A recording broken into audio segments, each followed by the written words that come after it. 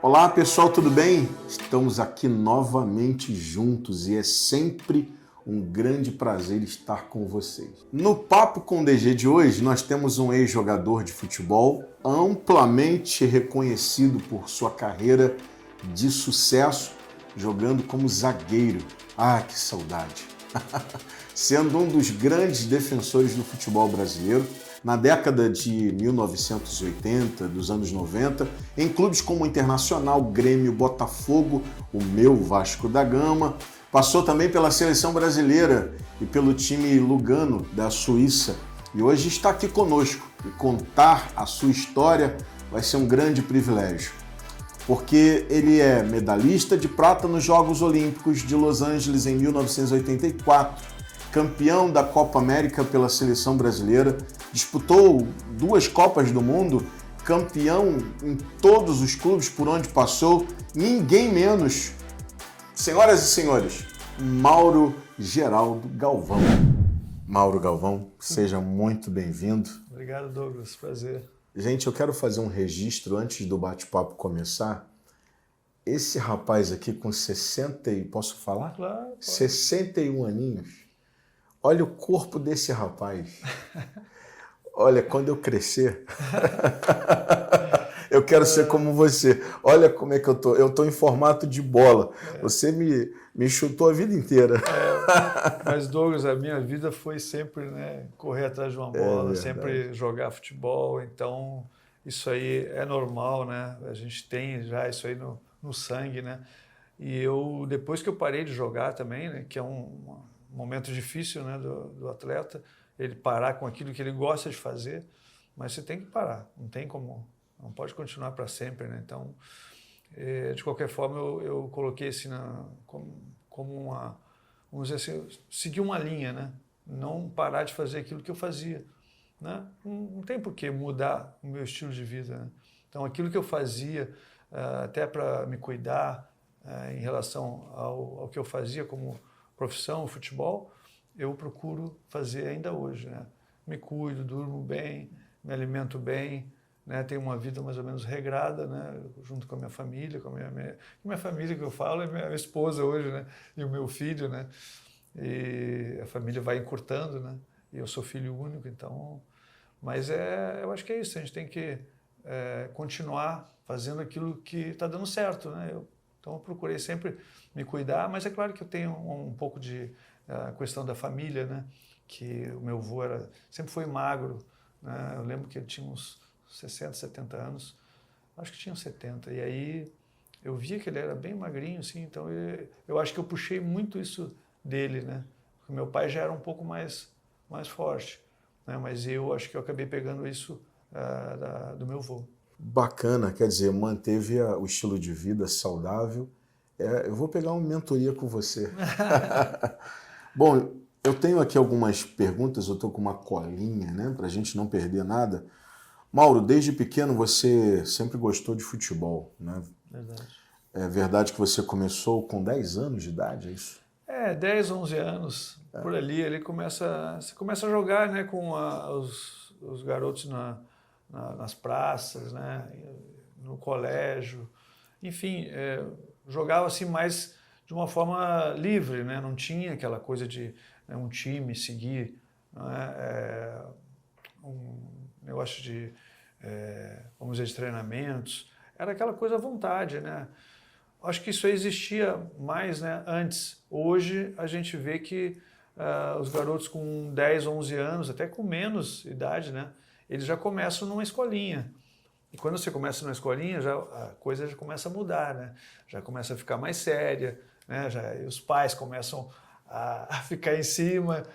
Quando você vai ver um jogo assim, de garotos de 10 anos e você vê os pais assim, torcendo, você fica assustado. Porque é uma loucura. Eles Já criou muita expectativa, fazem né? coisas piores, às vezes, até dos torcedores que vão em estádio. Uau! Eles começam a xingar, a botar pressão e muitas vezes as crianças acabam desistindo. Eu tive, assim, pessoas que eu conheci que sofriam essa pressão, né? O pai, a mãe em cima do filho, querendo que ele seja jogador, mas não pode ser assim. Verdade. E qual foi o primeiro clube profissional? Profissional? Que você atua já como profissional? Eu comecei no Grêmio com 11 anos, né? 11 para 12. Né? E foi interessante porque eu jogava num time de bairro, né, que a gente chamava, e o time do bairro, o nome era muito estranho, né? União dos 11.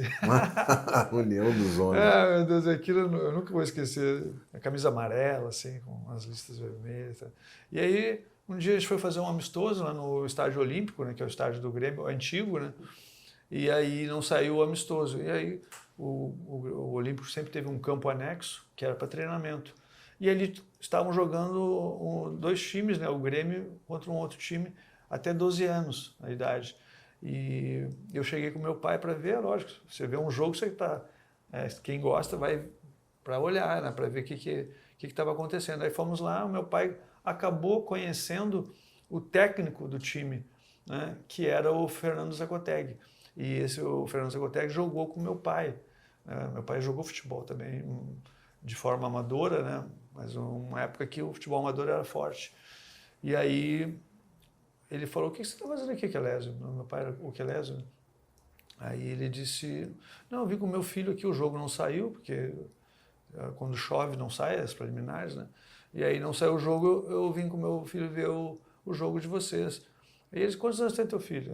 Meu pai: 11, né? Tem 11 anos. Esse time aqui é até 12. Aí ele: você não quer trazer o teu filho aqui? E aí o meu pai me perguntou, meu pai sempre tinha umas tiradas assim, né? Ele disse: o que você acha? Você acha que você joga nesse time aí? Ele não perguntou se eu quero jogar assim, ele perguntou se eu acho que jogo, né? Já botando aquela pressão, eu disse: não, eu jogo sim. E aí eu demorei uma semana, estava meio envergonhado, né? Porque é uma coisa assim importante e tu chegar num clube grande assim não é uma coisa... sempre como zagueiro? Eu jogava como lateral naquela época eu jogava como lateral. E aí eu cheguei ali e ali começou a minha carreira. Que bacana. O Mauro dispensa apresentações, né? Para essa geração nova, até para essa geração nova, o Mauro Galvão é simplesmente um atleta referência, um dos maiores zagueiros da nossa história. É um excelente jogador, sempre foi uma referência. E mais, tem um aspecto importante que a gente vai falar um pouquinho, porque a sua trajetória nunca foi marcada por polêmicas, por escândalos. Você sempre foi muito centrado, comprometido, sempre lembrado como um zagueiro seguro, com um grande senso de posicionamento, um líder dentro e fora de campo, né? Você acha que a sua personalidade ajudou na construção da sua carreira de sucesso? Acho sim, acho que ajudou bastante a minha personalidade, também a minha formação, né? Como, assim, com a ajuda dos meus pais, né? Sempre me passando, né? Ensinamentos e aquilo que era certo, aquilo que era errado. Eu acho que eu sempre procurei trilhar esse caminho, né? Porque não é só questão de jogar futebol, acho que você tem que ser também uma boa pessoa, né? Eu acho que eu não consigo assim dividir, né, o jogador de futebol e a pessoa. Eu acho que tem que ser uma coisa só. Então, acho que eu sempre tive isso em mente, né, de ser aquilo que eu sou como pessoa, dentro de campo também. Perfeito. Respeitar né, meus colegas de profissão. Às vezes você tem um adversário, né, mas ele não é inimigo, ele é só um adversário. Então, a gente tem que ter respeito. Assim como eu quero comigo, né, eu tenho que ter respeito com os outros. Então, acho que sempre procurei ter isso como meta. E meus pais, eu acho que nesse sentido foram assim, muito importantes, né, e infelizmente hoje eles não estão aqui com a gente. Parabéns, parabéns pelo ser humano que você foi e é, porque são pessoas como você, meu querido, que transformam o entorno, somam na vida das pessoas. Você foi uma referência, eu tenho certeza que para dezenas de atletas ainda o é hoje em dia. Bom, e por falar nisso, quando a gente tem uma postura assim, quando a gente vive dessa forma, quando a gente planta boas sementes, a gente colhe coisas como essas aqui, ó. medalha de prata nos Jogos Olímpicos de Los Angeles em 1984. Campeão da Taça Libertadores pelo Vasco da Gama em 1998. A gente está dando risada porque eu sou vascaíno, muito carente de jogadores como esse rapaz aqui. Meu Deus do céu. Você viu uma fase muito boa, nossa. Não é? Nós pegamos, a minha geração pegou uma fase de ouro. O Vasco ganhou tudo naquela fase de 90, né? 97, boa, 98. Até 2000, né? Que foi. Depois teve também 2011, né? Sim. Quando o Vasco voltou. Mas aí tem um salto importante na história. Depois acabou, né? Mas torcemos para que as coisas mudem. Tomara. Mas foi uma época de ouro, Campeão brasileiro pelo Vasco em 1997, campeão carioca também. Você sabe de cabeça quantos títulos? Eu pontuei aqui. Mais ou menos alguns. Uns 23, 24 ou 25, eu não tenho certeza, porque eu não sou assim muito de contar, assim, às vezes... Mais de 20, com certeza. É por aí, porque o que acontece? Eu tive até um livro, né, que a gente lançou em 99. Então, os dados que eu tenho são um pouco assim, né, ficaram na minha cabeça até ali. Então, até 99 era mais ou menos isso aí, 23, mas eu acho que depois, ainda quando eu voltei para o Grêmio, depois do Vasco, né, nós ganhamos mais o Campeonato Estadual e também a Copa do Brasil. Então, são títulos que acabam, né, completando ainda, né, essa parte.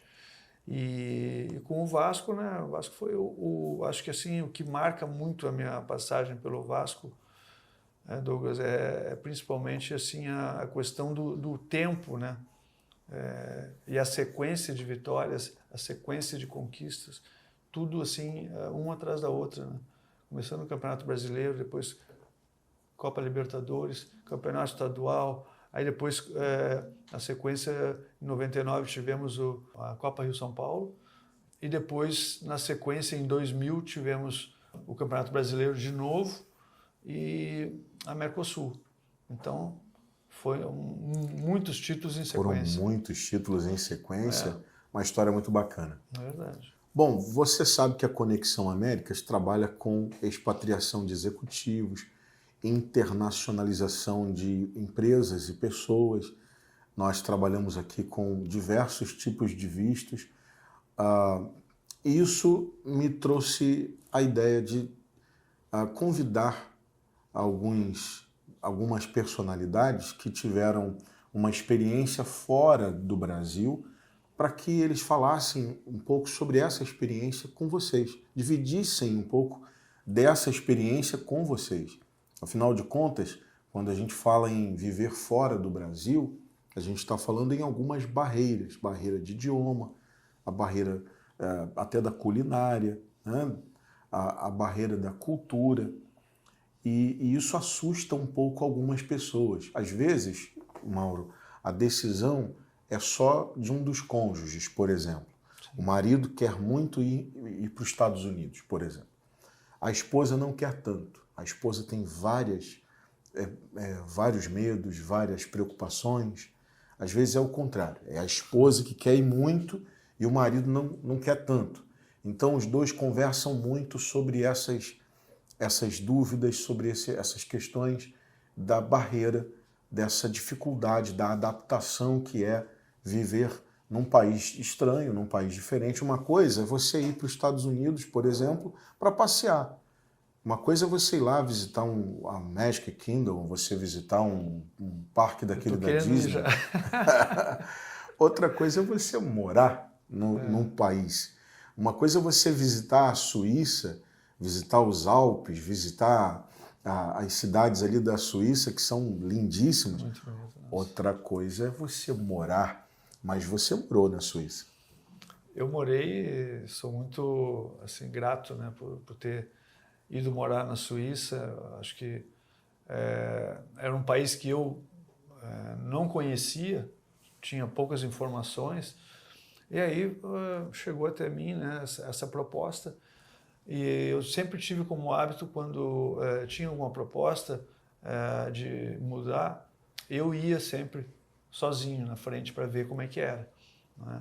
Então, quando aconteceu isso aí, foi em 90, eu há pouco tinha disputado a Copa do Mundo da Itália, e aí retornei, eu estava jogando no Botafogo nessa época, e era interessante fazer um negócio naquele momento, para o Botafogo, para mim, então era o momento certo, né? E aí aconteceu, eu fui até Lugano, né?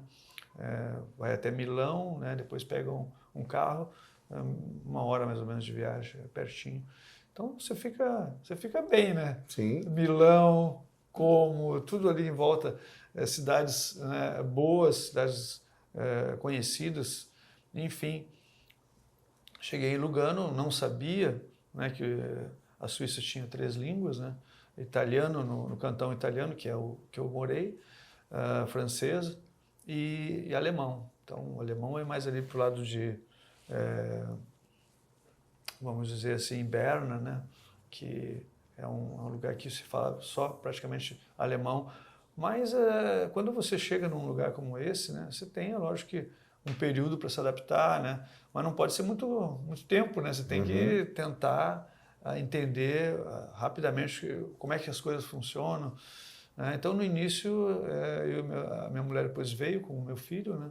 E a gente começou a se ambientar. E tudo é questão de tempo, né? Você vai se acostumando, algumas coisas são diferentes, né? Quanto tempo depois a esposa chegou com... Ela chegou, a acho família que chegou? eu cheguei lá em julho, agosto, ela chegou mais ou menos no final de agosto, demorou mais ou menos um mês. Um mês. Mais ou menos um mês, e ela veio com meu filho, né? Com tudo, todas as malas, aquela coisa toda, e aí eu acabei, aí sim, juntou a família novamente. Mas eu já tinha 28 anos, já não era uma coisa assim tão... Hoje a gente vê jogadores que vão com 21, 22 anos. Então, é claro que, de qualquer forma, é uma mudança, né? Tem a questão da língua. A questão da língua é que se você tem que tentar aprender assim, o mais rápido possível, né? Para você também viver melhor, né? Você conversar com os companheiros, conseguir entender. Então, teve uma situação lá que foi muito engraçada, que eu vou contar aqui, que eu vim para o Brasil para pegar algumas coisas, né, que faltavam, e aí era uma data FIFA, que a data FIFA para o campeonato. Então, quando eu voltei, chego para trabalhar e tinha uma reunião, né? Aquelas reuniões que fazem nos clubes, né? E o presidente falando com todo mundo, eu disse, caramba... Aí eu comecei a ficar desconfiado, né? Esses caras estão chateados comigo, eu acho. Porque eu fui lá no Brasil, né, pegar as coisas, né? Mas era uma coisa que tinha sido acertada, né? De eu voltar para trazer todas as minhas coisas. Aí quando eu voltei, aí eu fiquei naquela situação ali. Por quê? Porque eu não sabia a língua. Então, tudo que ele estava falando ali eu não conseguia entender. Porque ele estava falando muito rápido e eu vi que ele estava bravo, né? Estava nervoso. E alguns jogadores também.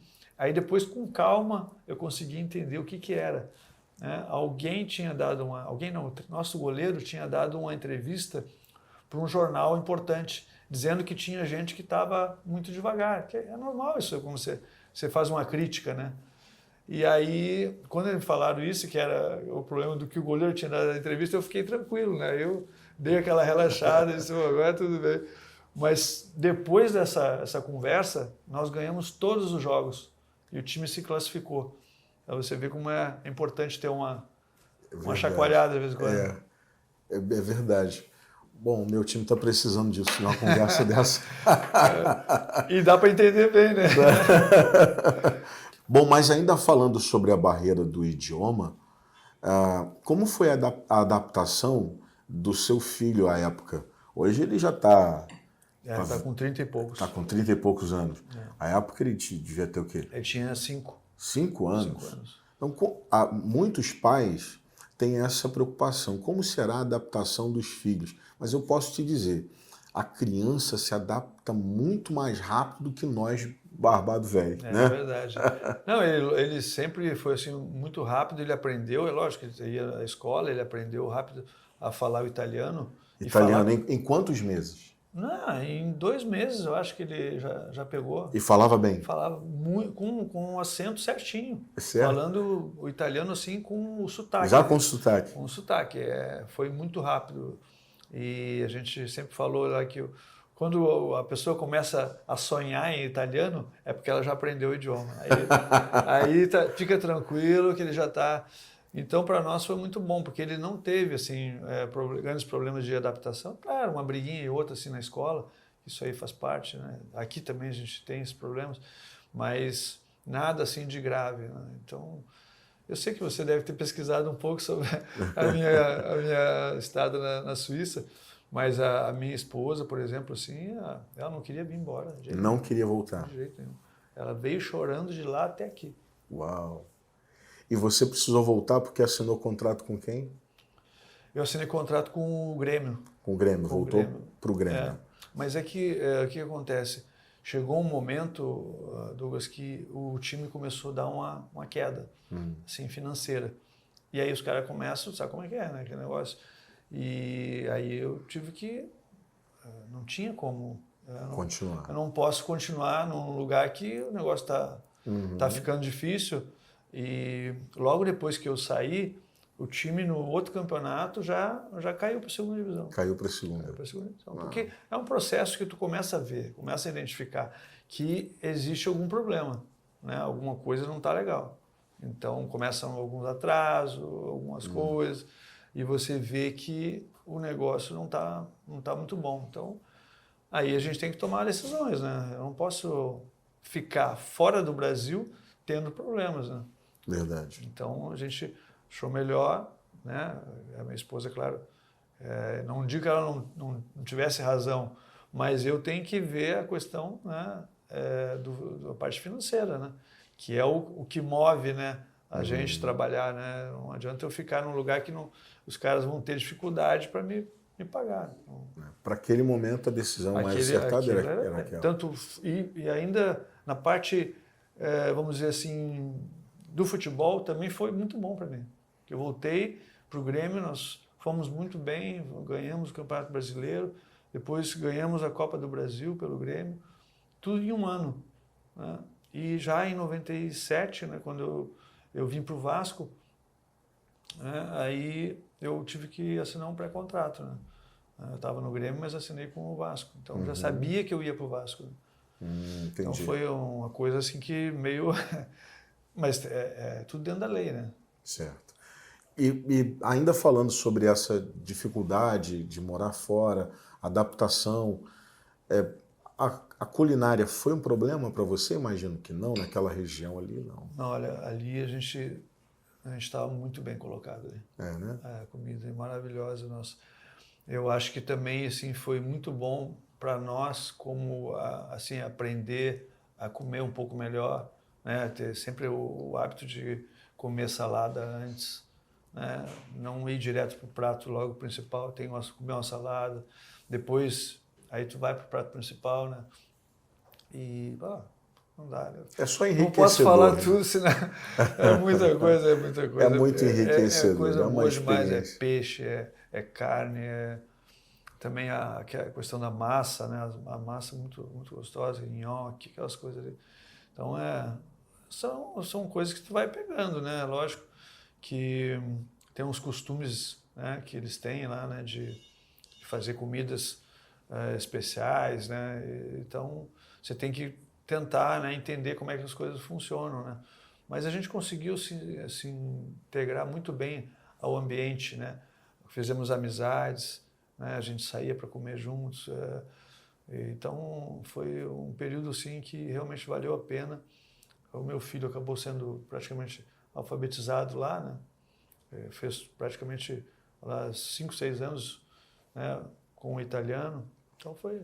Eu tenho certeza que isso até hoje repercute bem na vida dele, né? Reverbera de forma positiva para a vida dele. Quer dizer, essa experiência de expatriado, a experiência de viver fora do seu país de origem, geralmente é sempre enriquecedora, né?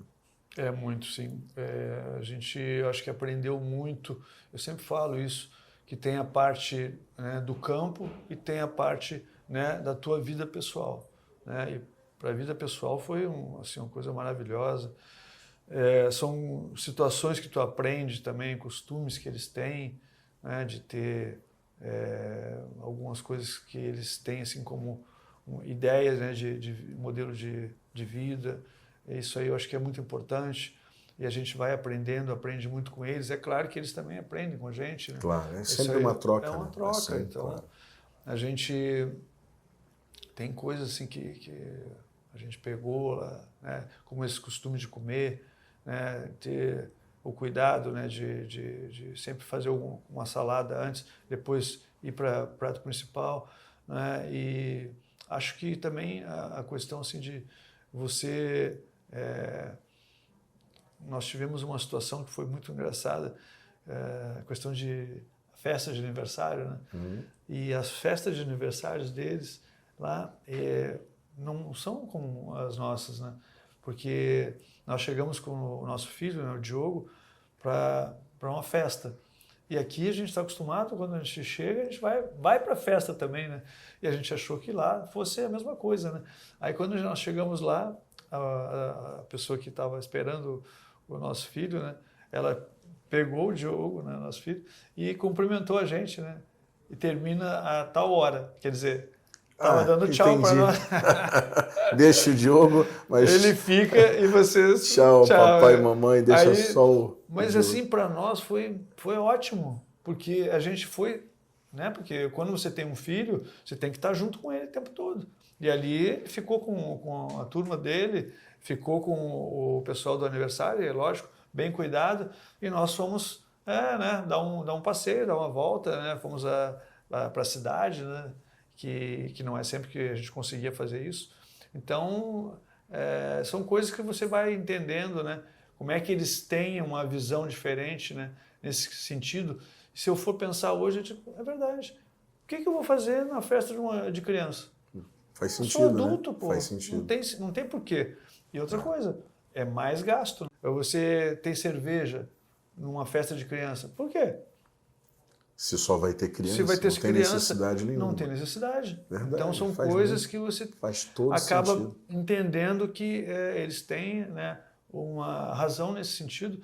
E a gente gostou bastante. Foi uma coisa que nós pegaríamos como referência. E pegamos. Bacana. Viu como morar fora do Brasil, viver fora do seu país de origem, não é também um bicho de 7 cabeças. Então não tem que ficar preocupado, você não tem que ficar assustado, com medo do futuro, porque viver essa experiência fora do seu país de origem pode ser, geralmente como eu já disse, bastante enriquecedor. Bom, depois dessa história recheada de ingredientes bem bacanas, eu queria que o Mauro deixasse uma mensagem para quem pensa em viver fora do Brasil, seja lá onde for. A Conexão Américas trabalha com vistos para os Estados Unidos, mas não exatamente para os Estados Unidos, para onde ela for. Como você acha que ela deve se preparar? Qual a mensagem que o Mauro Galvão deixaria para essa pessoa, para essa família que decidiu, bom, vamos viver fora do Brasil, vamos viver seja lá qual for o país. Qual o recado, qual a mensagem, qual a dica que o Mauro Galvão deixaria para essa pessoa, para essa família? Bom, acho que é fundamental, né, a pessoa, né, a família que toma essa decisão, ela procurar se informar bastante, né, principalmente aqui com vocês que têm essa qualificação. Muito obrigado. E saber o máximo, né, de informações sobre o país que eles querem ir. Acho que isso é fundamental, né, saber sobre o idioma, né, os costumes, né, os pontos principais, né, como é o estilo de vida desse lugar. Eu acho que é importante a pessoa se informar para poder chegar lá e não ter nenhuma surpresa, né? Que o pior é quando você vai para um lugar, mas não está sabendo, né, não se informou. Então, acho que isso aí é muito importante, né, e o principal, né? Eu acho que o brasileiro ele tem assim uma forma de ver a vida, né? Eu acho que as pessoas acabam gostando dos brasileiros, né? O brasileiro chega, é muito extrovertido, é aberto, ele não tem muita, né, aquele negócio de ficar com o pé atrás. Eu O acho brasileiro que é muito carismático. é né? carismático, tem assim uma alegria. Eu acho que isso Sim. que eu queria dizer, a alegria do brasileiro, eu acho que ela contagia. É verdade. Então, se eu pudesse resumir o que o Mauro está dizendo, é planejamento. Planejamento é tudo. Câmera em mim aqui. Planejamento é essencial. Sem planejamento, a coisa não funciona. Não adianta pegar uma mochila, colocar nas costas e ir embora. Sem planejamento. Isso não vai funcionar. As chances disso dar errado são enormes. Procurar uma boa empresa, um bom profissional para te ajudar, se informar. Mauro Galvão disse aqui, perfeito. Informação. Gente, conhecimento é fundamental. Você precisa conhecer o lugar, você precisa se informar, você precisa se encher daquela cultura, você precisa fazer uma imersão. Estuda antes, se prepare, faça também um planejamento financeiro. Quanto tempo você pretende ficar? Por quantos anos? Por quantos meses? Dias? Planejamento é fundamental. Vai sair do Brasil para passar aperto fora? Faz sentido isso para você? Pegar a sua família... Quando a gente está sozinho, Mauro, É uma coisa. Vai você, esposa, filhos, é outra história, né? Sim, tem que ter responsabilidade, né? É fundamental. E a gente tem que ter assim, a noção de que a gente está fora do Brasil. Então, aquele negócio de jeitinho brasileiro, esquece. Rapaz, agora você bateu na veia. Sabe aquela bola que ia entrando, tu tirou em cima da linha agora? Não, porque fica feio depois. Fica. Não tem esse negócio de jeitinho brasileiro. Tem que E depois que você mancha regras. a sua reputação lá fora, Já era. já era.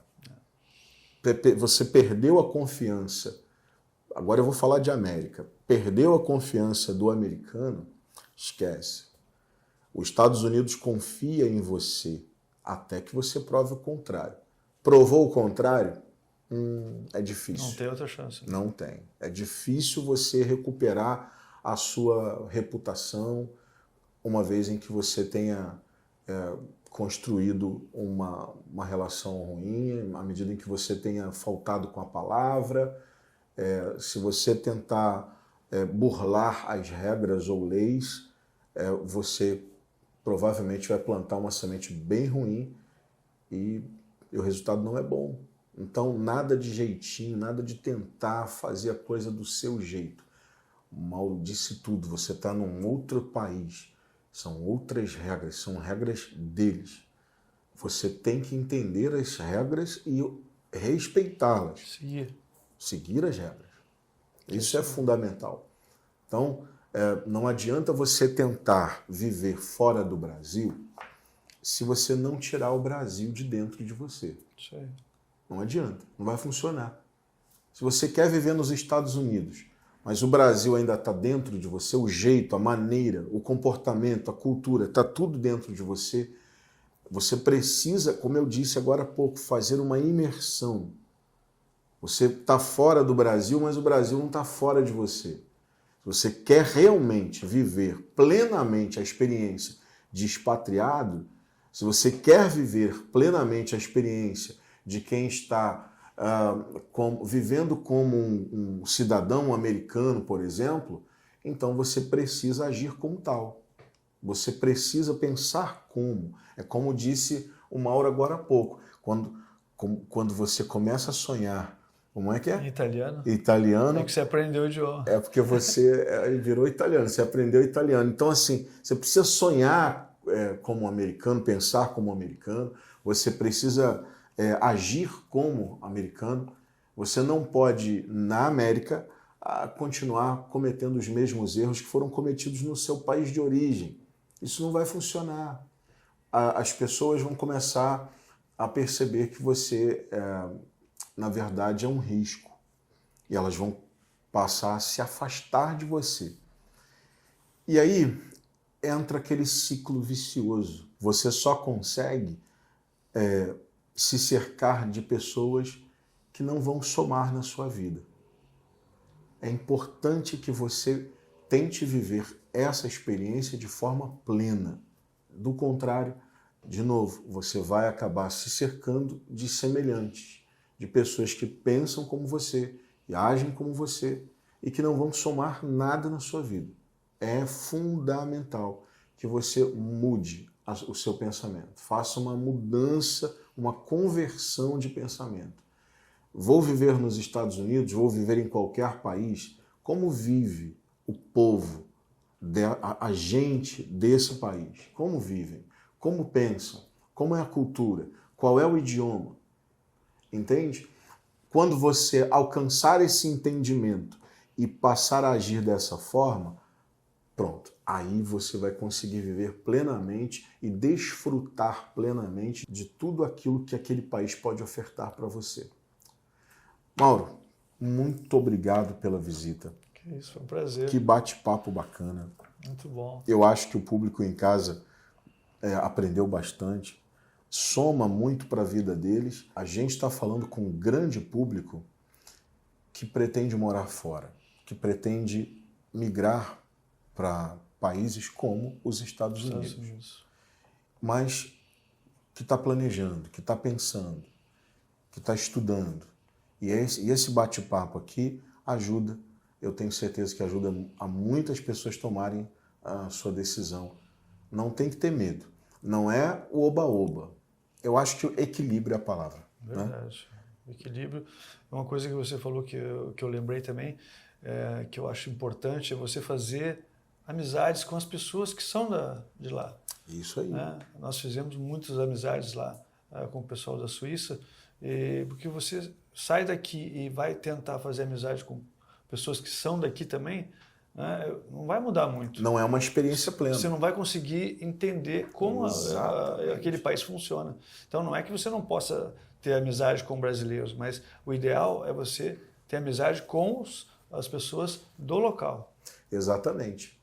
Então, gente, esse bate-papo com certeza te ajudou a tomar a sua decisão ou reforçar a decisão que já está tomada. Espero que esse bate-papo tenha ajudado vocês. Mauro, eu me despeço por aqui. Mais uma vez, muito obrigado. Prazer, valeu. Olha, se você quiser, no próximo jogo do Vasco da Gama, você pode botar a camisa, entrar em campo, você tem vaga garantida. Eu vou ter que entrar no Túnel do Tempo. Obrigado, viu, querido? Foi um prazer. Gente, um beijão no coração de vocês e até o próximo Papo com DG.